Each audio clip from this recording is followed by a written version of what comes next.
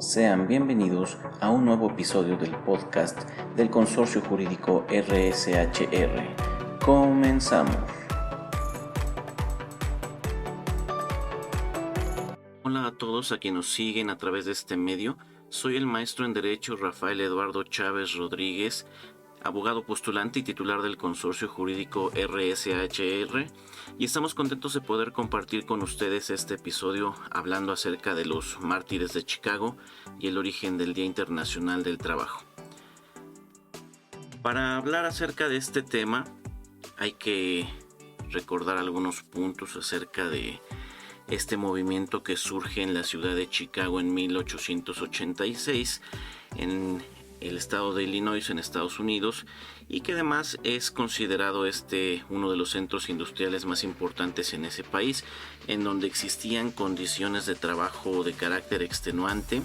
y dicho movimiento pugnaba por conseguir los límites legales a la huelga en reiteradas oportunidades. Esto era una condición muy particular sobre esos tiempos, esas fechas, por lo que surgen diversos movimientos, y uno de ellos pues es este que estamos comentando el día de hoy, ¿no? El conocido como los mártires de Chicago. ¿Qué pasa con este tema de los mártires de Chicago? Pues primeramente las movilizaciones que se llevaron a cabo el 1 de mayo de 1886 en Chicago sucedieron en ese contexto y encontraron en la base patronal de carácter local ahí en Chicago, y además pues la prensa respondía a intereses de una resistencia que se veía muy marcada por parte de la parte patronal. Se genera así el famoso lockout patronal, o mejor conocido como cierre de una fábrica de carácter unilateral por parte del patrón, obviamente, con una finalidad de obligar a los trabajadores o aceptar que dichas condiciones fueran tomadas para poder responder a una huelga. Esto pues obviamente genera que este movimiento se acrecente, y pues en número se habla acerca de 40,000 trabajadores en la huelga que reclamaban el establecimiento de la jornada máxima de 8 horas, como actualmente pues también en nuestra Ley Federal de Trabajo lo entendemos así. En un segundo punto, estos movimientos, pues bueno, uno de ellos en particular se genera el 3 de mayo de 1886 frente a las grandes fábricas de maquinarias agrícolas conocidas como McCormick Harvester Works, cuando un grupo de huelguistas pues prácticamente se enfrenta a los esquiroles, que no es otra cosa más que los famosos rompehuelgas, o también conocidos como personas que trabajan mientras los demás están en el procedimiento de huelga, es decir, realizan sus trabajos en lo que los huelguistas están en el movimiento. Y también estaba otro grupo que sería la policía privada, conocida como los Pinkerton, y estos eran contratados por la parte patronal.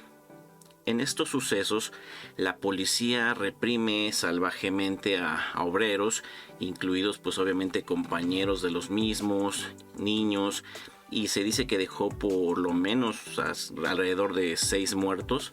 y más de 50 heridos. Otro de los puntos que hay que resaltar acerca de este movimiento de los mártires de Chicago es que al día siguiente, el día ya 4 de mayo de 1886, culminan esas movilizaciones en un acto público que prácticamente ya había autorizado el alcalde de esa ciudad y al cual había acudido de forma personalmente para tratar de controlar lo que ya estaba generando en la sociedad en Chicago. Dicho acto pues se lleva a cabo en la plaza Haymarket Square, y cuando el acto estaba por culminar pues aún quedaba un pequeño grupo de trabajadores en el cual pues seguían escuchando al último orador que estaba en tribuna en esos momentos, para lo cual se dice que el alcalde ya se había retirado del lugar, cuando de repente empieza a haber un contingente policial en ese momento, en el cual pues bueno se escucha que estalla una bomba, la cual fue arrojada contra los policías y provoca la muerte de uno de ellos. No se sabe quién lanzó dicha bomba, pero pues esto detona aún así más la problemática que se venía suscitando con los trabajadores.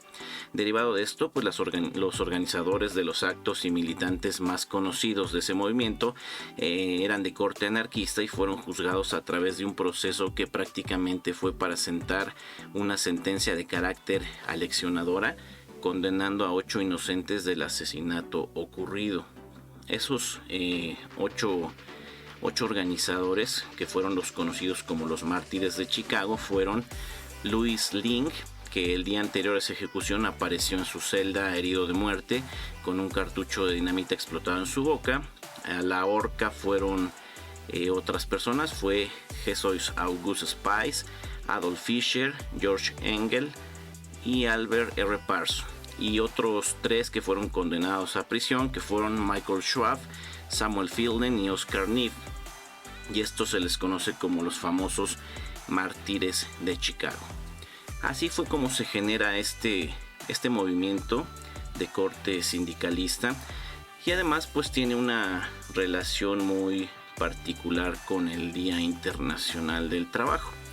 Prácticamente estos sucesos que se generan en Chicago en 1886 detona que más adelante, ya en 1889, se genere esta idea del Día del Trabajo o Día Internacional del Trabajo. Por eso se dice que el Día Internacional del Trabajo se conmemora, ¿no?, de este corte internacional ya desde 1889, como un homenaje a estos obreros sindicalistas de corte anarquista, como ya se dijo, realizado en Chicago el 1 de mayo, y se trata de reivindicar con esto la lucha de estos obreros por sus derechos laborales. Esta fecha prácticamente se fija durante un congreso que existió de carácter obrero socialista en la Segunda Internacional, esto celebrado pues en París en ese año de 1889. Como ya lo habíamos comentado ahorita, la idea era pues recordar y reivindicar a estos mártires de Chicago. Básicamente desde entonces pues estas organizaciones laborales y además las de otros países pues refrendan esta fecha como el Día Internacional, pues obviamente en la defensa de los derechos y como una jornada de lucha en la que expresaban todas las demandas, entre las que se destacan la reducción de la jornada laboral a 8 horas, la indemnización por accidentes laborales, la desaparición del trabajo infantil, la reglamentación del trabajo para mujeres, así como condiciones dignas y seguras de trabajo y el descanso dominical. Relativo a esto, y hablando de las mismas fechas, posterior a esta fecha de 1889, ahora el 5 de mayo de 1891, se genera por parte del Papa León XIII la carta encíclica Rerum Novarum, o de las nuevas cosas, en donde habla precisamente acerca de la situación que genera en ese entonces todos los movimientos de corte obrero. Y en este documento de carácter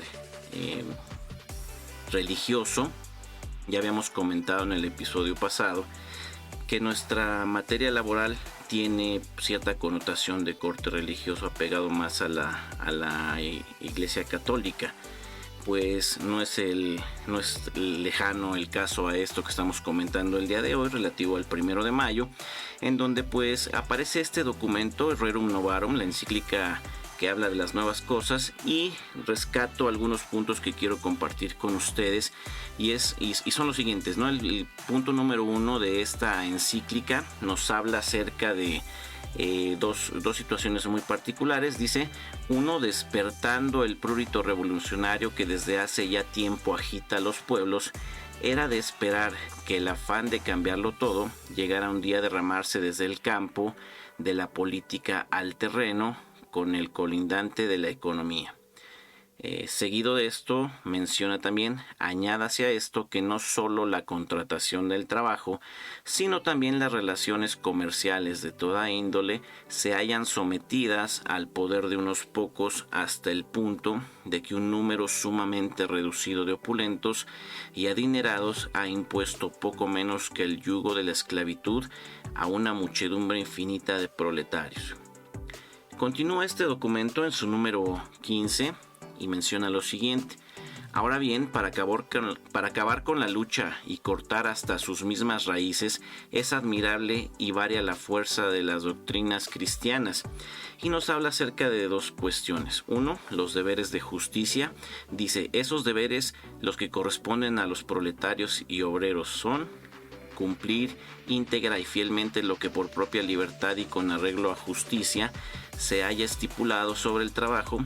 no dañar en modo alguno al capital, no ofender a la persona de los patronos, abstenerse de toda violencia al defender sus derechos y no promover sediciones, no mezclarse con hombres depravados que alientan pretensiones inmoderadas y se prometen artificiosamente grandes cosas, lo que lleva consigo arrepentimientos estériles y las consiguientes pérdidas de fortuna. Esto en cuanto hace a los proletarios o trabajadores. Y por lo que respecta a los deberes de los ricos y patronos, menciona no considerar a los obreros como esclavos, respetar en ellos como es justo la dignidad de la persona, que los trabajos remunerados, si se atiende a la naturaleza y a la filosofía cristiana, no son vergonzosos para el hombre, que lo realmente vergonzoso e inhumano es abusar de los hombres como de cosas de lucro,